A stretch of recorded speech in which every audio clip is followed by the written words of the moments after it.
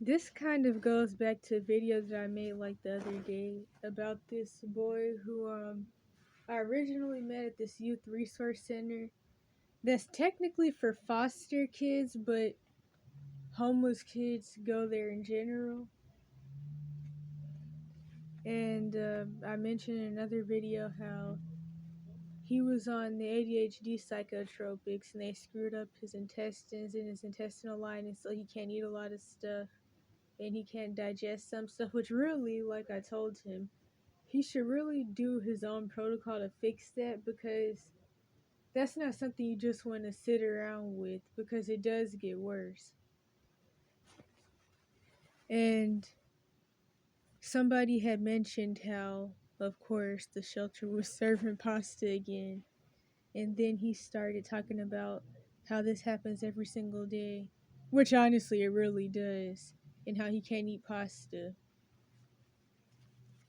And the lunch lady, or whatever in the world, she's really nice though, but of course she ended up getting upset about this, and she was like, I spent all day cooking this and I don't want to hear people complain. But that's the thing though. Something that people have to understand is that it's not her fault, but something she has to understand is that people aren't mad at her. I mean, one person was pretty rude to her, but that person's rude to everybody except me, pretty much. But that was a couple weeks ago. But anywho, she has to understand that, of course, people are going to be upset about having to eat food that they're pretty much allergic to every single day. Like, I remember how I would talk about how, like, I'm really not supposed to be eating any of the stuff they serve here. And the only reason I'm able to now, and it's not like how it used to be, is because I'm taking the HCL, which I needed to take that anyway. But I mean, I'm still not supposed to be eating gluten or dairy. Uh, Nobody should really be eating uncooked vegetables or halfway cooked vegetables or halfway cooked pasta. He may be hearable in the background yelling right now, the boy I was just talking about. And honestly, it really is annoying. Like, I remember this one lady said that she can't eat bread and she's allergic to the bread that they serve. And there's a specific type of bread she has to eat.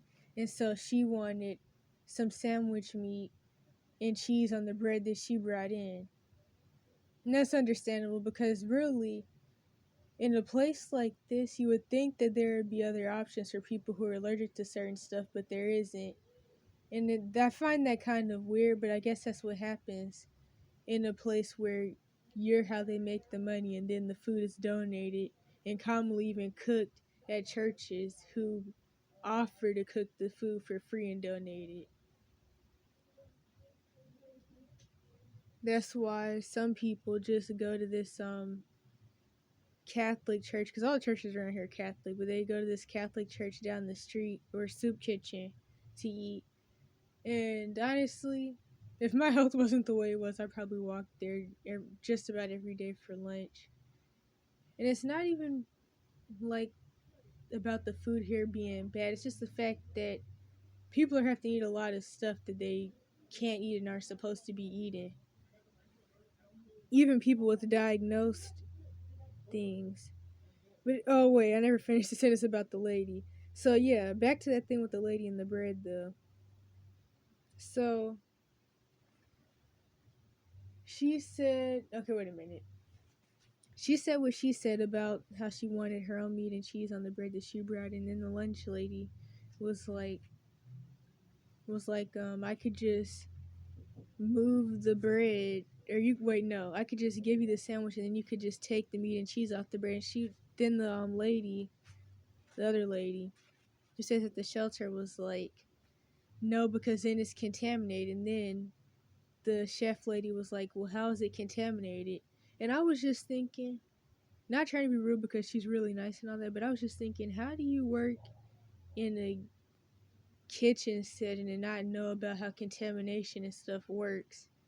That's like one of the main things you really focus on if you do a course for a certificate like the Serve Safe certificate, or if you like take any type of class on cooking and stuff, and commonly around here, they're really picky about people actually having some type of certification in for where they're working.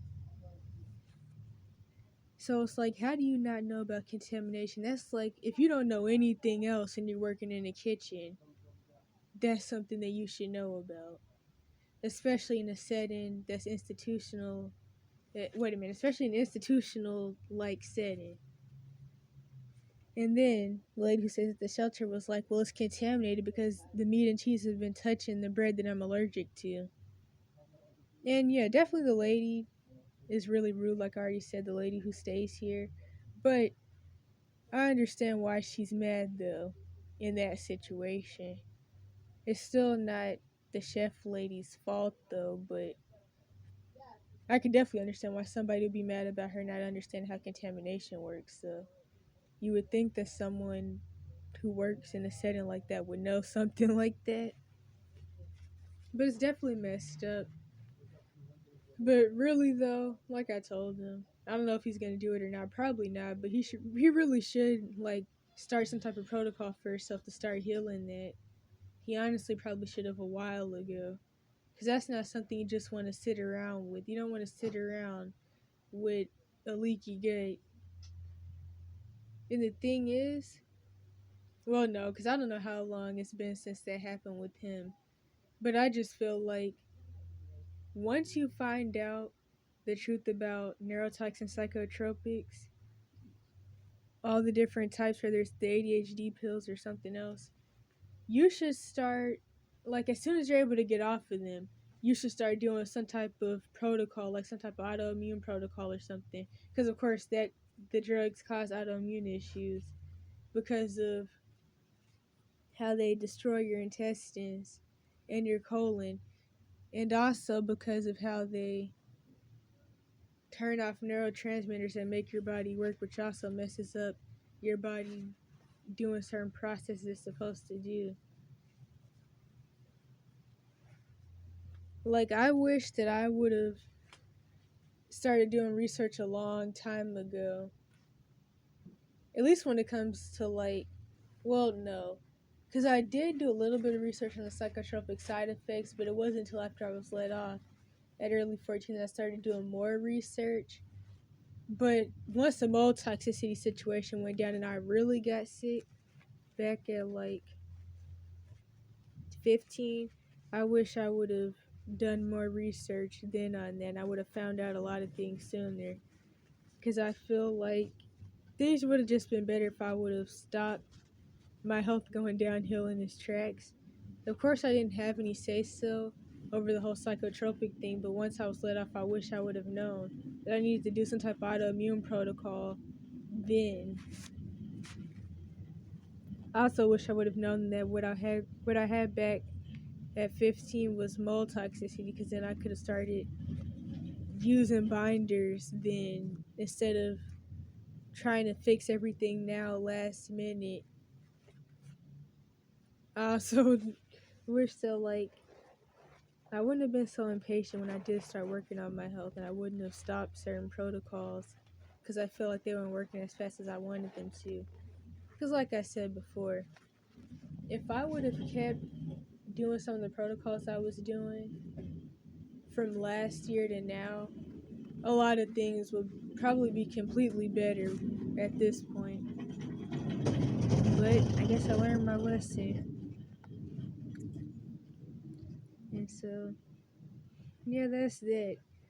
It's definitely messed up. And like I said, it's definitely weird because I really don't understand why a setting like this doesn't have accommodations for people with allergies. Like, there's this one lady here, I don't even know if she still stays here, but she would just try to eat the food anyway, and then she would always end up throwing up after. And she'd just be standing outside throwing up. And oh yeah, funny side note though, the other day there was this dude running around screaming and crying, and I thought somebody died or something, cause that's pretty common here. But no, he was running around screaming and crying and throwing up, because he drank some of the milk and it was spoiled. That's happened to me a couple times. And that's also pretty weird. It's like, why don't they just like sit the milk in a fridge or something until they hand it out instead of having it sitting in a box while they're serving the food, or at least have it sitting somewhere cold? Because I've gotten spoiled milks a few times too, but I definitely didn't do all that he did. And then he was mad and he was like, I threw up all my dinner because of that and I need some more food. So, yeah.